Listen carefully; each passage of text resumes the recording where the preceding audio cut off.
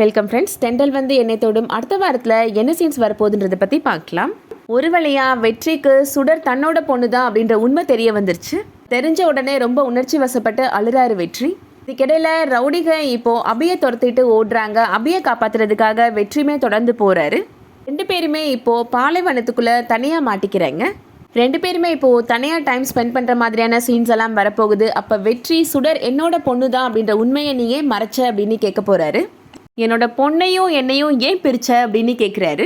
நான் கன்சீவாக இருக்கும்போது என்னை பற்றியும் நம்ம குழந்தை பற்றியும் கொஞ்சம் கூட கவலைப்படாமல் ஜெயிலுக்கு போடவே தானே நீனு அப்படின்னு சொல்கிறாங்க அபி. எங்கள் மேலே அக்கறையே இல்லாத நீ எங்களுக்கு தேவையே கிடையாது அப்படின்னு சொல்கிறாங்க அபி. இத்தனை நாள் சுடர் அப்பா இல்லாமல் எப்படி தனியாக என்கிட்ட இருந்தாலும் அதே மாதிரியே கடைசி வரைக்கும் அவள் இருந்துப்பா அப்படின்னு சொல்கிறாங்க. வெற்றி சொல்கிறாரு, என்னோட பொண்ணை நான் யாருக்காகவும் விட்டு கொடுக்க மாட்டேன் இனிமேல் அப்படின்னு சொல்கிறாரு.